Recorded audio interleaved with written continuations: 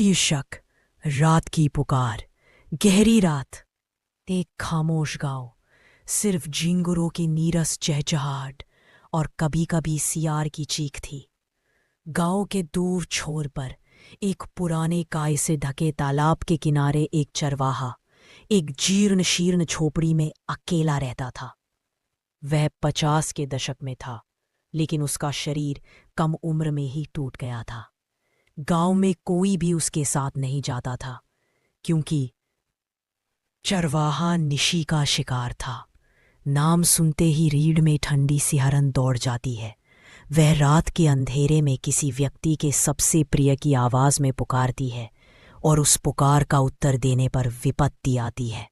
एक बार निशी उसे पकड़ लेती है तो बचने का कोई रास्ता नहीं होता।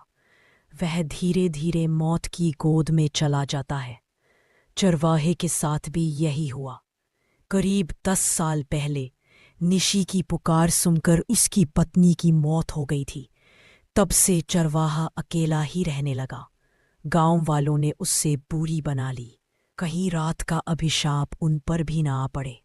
अमावस्या का दिन था। चारों तरफ घना अंधेरा था। आसमान में एक भी तारा नजर नहीं आ रहा था। चरवाहा अपनी झोपड़ी के बरामदे पर बैठा बीड़ी पी रहा था। अचानक हवा के साथ एक मधुर धुन खुल गई।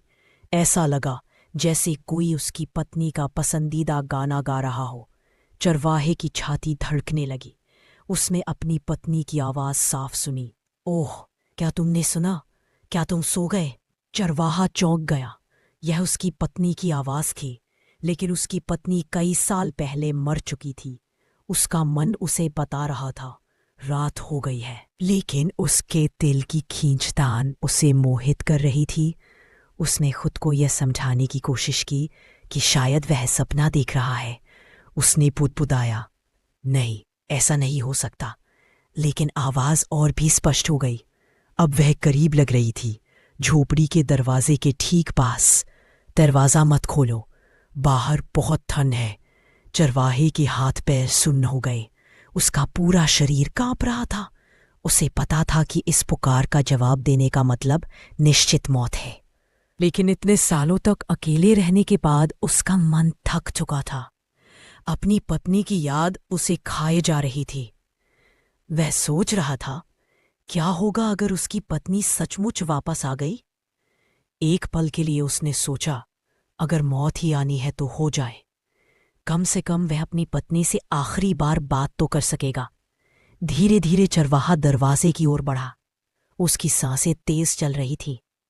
कांपते हाथों से उसने दरवाजा खोला। जैसे ही उसने दरवाजा खोला, ठंडी हवा का एक झोंका उसके चेहरे पर लगा।